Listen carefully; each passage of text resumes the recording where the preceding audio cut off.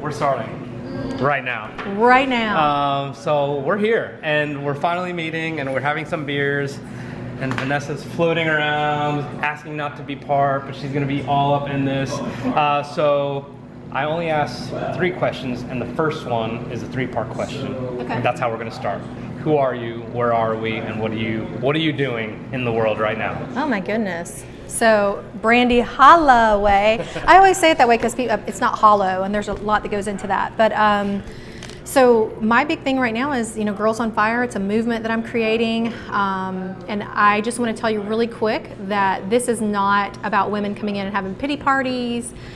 And, we pump them up for business and say what's going right, what's going wrong, how can we help you in creating an ecosystem versus them feeling like they're alone. I lost a business. I lost everything when I lost the business. My daughter was an infant and my son was 3 years old, and I was on my own, and I crashed hard. And I just didn't want women to go through that. So when I started reinventing myself, which I've done many, many, many times, I just decided this is the way I wanted to go, to help women. And my company, the Phoenix Factor, helps anyone. But my heart really went out to these women that are, especially single moms like me. I'm like, what are you supposed to do? I can't go work a 9-to-5 job. Then I don't see my kids for 14 hours a day. So I'm excited to dive into all that kind of stuff. So I always like to hear that part and then work backwards from there, obviously. So I could tell you from all my interactions with you and from everything you just said, literally, this isn't a pity party. That was the second thing you said. So you just give it straight, no chaser. When were you not like that? And where was there a moment where you're like, you know what, fuck it, here I go? I think my big pivotal moment was when, there were 2 moments. One was when I was, when I found out that it wasn't me as far as what happened in my marriage and losing my business. It was kind of a domino effect. And I realized that I was so worried about what everybody was going to think. And I was constantly seeking permission and approval and going out of my way. And I kind of realized I was actually almost raised that way. Not with malicious intent on the end of, my mom or anyone, but I was just raised to I needed a man in my life, and I needed someone to help protect me and take care of me and all these things. Are you originally from Virginia? Alabama. Alabama. Okay, so that's up and down the coast. And when I say Alabama, I'm talking about a little teeny town with a caution light. Yeah. Okay. And that's the way we were raised. People don't realize I'm 46. I was born in 1972, so we're talking about 80s, 90s, and before all this other crazy social media stuff came out, we get a real view of a lot of people's lives. But yeah, I think that pivotal moment was I don't need permission, and why should I suffer and be a victim to these circumstances that someone else was causing? And I kept allowing them to cause them. I didn't realize I had that power to say, screw you, you can't do this to me, here's my boundary. And when I finally learned that, that's when I was able to, that person started coming out. Here's the line. If you cross it, we're done. So I love it. So here's the thing. Here's my question, which I'm really interested in now already, is you got to that point where you're okay, I started setting the boundaries, and if you cross it, blah, blah, blah, we're done. Whatever it is, how you approached it. But when you were going through some of these things and you were doubting yourself, was there a voice in the back of your head this instinctively is wrong, but I guess this is just how it is? I think, definitely a voice there. And that's one of the things I like to coach on is I'm very transparent about the fact that voice was there, that the red flags were there, and that I didn't pay attention to them because I didn't know that I deserved better. What do you mean by that? So, I would say, something's going on. I kind of had an idea before I found out everything. There's some things going on, but it's not really affecting me now. And I have a family. I let a lot of limiting beliefs and old stories keep me from bringing it to light. I grew up without my dad. I didn't want my kids to grow up without a dad. I grew up we were poor. I had an amazing family, but we didn't have money. I didn't want those things to repeat themselves. And how many people do you know that do that right now? That was another reason for Girls on Fire. They stay in situations because they think they can't do it on their own. They don't think they can survive on their own or make that money or whatever. And I'm I plan on being a millionaire, millions by 2021. We've already got right now, and not because I'm any different. I don't have a college degree. I quit college my junior year and married another dumbass. It is what it is. Yes. This is crazy. Okay, so you are the second person in my last 3 interviews who was like, you wouldn't know, but I grew up poor, or I grew up in an affluent area and we were like the broke ones or whatever. So when you were young, did you realize you were poor, or was it not until later that you're like, oh shit, like I didn't have the things I needed. Everyone was dressed better. I don't know what. Like, did you realize it, or was it later on that you realized? Once again, 80s, 90s, where I was, the teeny tiny town I was in, it didn't make a whole lot of difference. Now, I had made that choice. My mom and I moved. I don't think I lived in the same place 2 years in a row, and that really actually provided me with some thick skin, moving a lot. But I will say, my mother and my grandmother, my aunt went out of their way.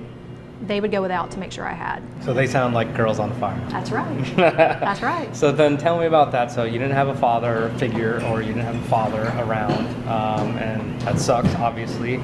But tell me what you learned from having those strong women around you, and to kind of just uplift you. Or was it the opposite? It's a double-edged sword, actually. Yeah. I mean, I learned, how to be strong for them and be resilient. Persevere is a word that I will carry to my deathbed, because that's the one thing I learned. But they allowed a lot of those things to hold them back, and I learned that. As I call it, a learned behavior. And I was in my 30s before I figured that shit out. Yeah. I had gone through a couple of marriages and just realized, I was taught to be a fixer.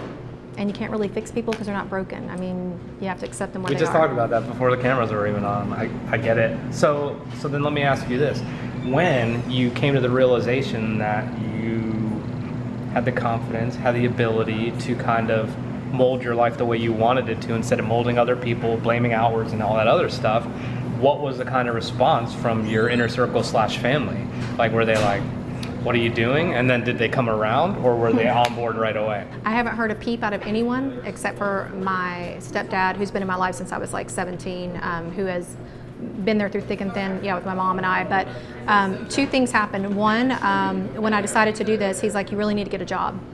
And I was like, okay, if I go get a job, I'm going to leave at 6 in the morning, get home at 6 at night. I'm never going to see my kids, and I'm still going to be broke. Or I can do this. And I know I can do this because now I know the failures I made before. I know the pitfalls. I know how to avoid them.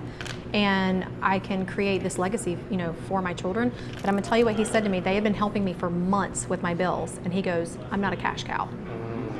And that flipped for me almost in a weird, odd, competitive sense of like, I don't need no cash cow. But I needed that. We got to be called on our shit sometimes. Yeah. I got comfortable. I felt safe knowing that safety net was there. And really, when you're really going to dig in and you're going to make shit happen, is when that safety net is not there. Let's get back to the business that did not work out. Tell me about why you entered it, what it was, and why it fell apart. So that's a really short answer, because I've told this so many times that really, I was really good at what I did. I was in fitness and wellness for 17 years. And I learned that it wasn't rocket science for people to know to eat healthy and exercise. It was, why aren't they doing it? And that was my first stint at coaching. That's how I knew I was really good at coaching, because I got my sales up. I was doing probably about $85,000 a year in sales just with that.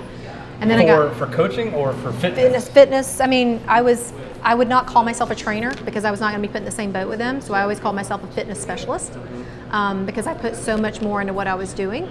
And what happened was I started a brick and mortar after I had my son. I was 2 months pregnant with my daughter when we opened up our space. I was married to the ex that did all the craziness, and when people didn't know my personal life was falling apart, and I was good at what I did as a fitness and wellness specialist. I didn't know jack shit about business. I didn't know anything about the numbers, the financing, the marketing, any of that stuff. And I was very open about that with people that chose to invest. I had changed this woman's life, tried to turn around, and they wanted to invest. And I said, look, I need you to guide me on this. And then, like I told everybody the story. I mean, my daughter was 2-3 weeks old, and one day I realized my husband had been, just infidelity to the nth degree. And I broke, and I couldn't keep it together, and I was I wouldn't ask for help. I didn't want anybody to know. I was embarrassed. I was really embarrassed. And the business failed because of that? Yeah, I mean, I couldn't do anything. I couldn't function. So I'll tell you my perspective on that. That's like a blessing in disguise, right? Like, you could have easily consumed yourself with the business and taken it to the next like millionth levels and focused all that negative energy on a positive impact, but at the same time you would have never processed all the shit. And I'll tell you because I've done that. Yeah. My favorite line to tell everybody is don't let your ego outweigh your wallet. I say that all the time now because the thing is, I don't care what the business is, you need to know where you are. Can I monetize? Can I scale? Because for me, I was a solopreneur, to call it. I have a team now when I even think about that, but you really have to think about where you're at. Like the conversation you and I had, right? I still say go for it, but what can we do along the way, right? To make these shifts instead of just staying on that straight and narrow, because you're a fighter, but it doesn't always have to be a fight, right? Ooh, I like that. And that's the thing we have to remember. I'm a fighter. I've been fighting my whole life, right? And I'll scrap to my death. I can see it. But you don't have to do that. Yeah. And I think that's the big thing that I like to convey to all these women. Like, and if it doesn't set your soul on fire, like I said, if you're not fired up about it, you could be having a shitty day. Maybe you're not motivated, but when you start doing that thing, you're like, oh yeah, it gets you pumped up no matter what's going on. I see your energy today, regardless of what you have going on. That's when you know you're in it. Like nail on the head in a lot of different ways. I've been on a couple podcasts recently, and I'm like, ever since I've started this, there has not been a single morning where I'm like, I don't want to play. Like I'm like, let's go. Like I'm so ready, and I love that you're like, if it doesn't set your soul on fire, like let's on to the next. So, which leads to the next question then. Like, how do you help people realize what sets their soul on fire, and more importantly, like to get whatever it is they need to go after it? I'll actually counter that. I'll tell you, I think they already know that. I think we all know that, but I think we've either been told it's not okay by our family or our friends. Yep. I always tell people this too. When we go after something really big, people think we're going to change, and that scares them, the people that are close to us. And they're like, oh, what if that person doesn't love me? Or, or they're not willing to stick their neck out, so they try to extinguish our fire because they're scared of it. Yeah. Like my quote, a lot of people don't like me, but it's not that they don't like me, it's that I'm casting a light on a part of them they're not ready to deal with right now. Correct. And when I figured that out, I was like, oh, okay, but I'm cool. Like, I don't have any expectations anymore. That's my big thing. I don't need permission either. Yeah, I understand that completely. I think, and I used to think not having expectations or having low expectations was like this bad mindset to have, which is like a self-defense mechanism. I think in actuality, it is like the ultimate confidence booster, because you're just like, you know what, like, I don't have expectations of you because I'm going to do this period, point blank. Like, it's happening. You could be on the bus or not. And that's how I look at it. So, okay, so we move on. You went through some not so great marriages. The business failed. And then when did you, as an individual, not as a business, start to scale? So I started, the Phoenix Factor, and the idea was, I'm a Phoenix. I mean, I've risen from the ashes so many times, and I'm like, stop trying to do all these other things, I'm good at, but I'm not great at it. I'm like, what are you great at? You're great at rising from the ashes. Can you duplicate that? Can you teach people that? Can you coach them through that? And essentially, I'm good at calling people on their shit when they're ready. When they're ready, and that was the key thing. So you got to learn how to qualify people. So to scale something like that, it's almost like the layers of the onion. You've got the protective layer. So we have our girls on fire. They get a little taste of what that's like. Then if they want to go into that next layer, we call them out a little more and more and more. And the ones that are ready, they see huge shifts in 90 days. Huge. And I mean, if you go look at my reviews, you'll see these girls now that are starting to see these big changes.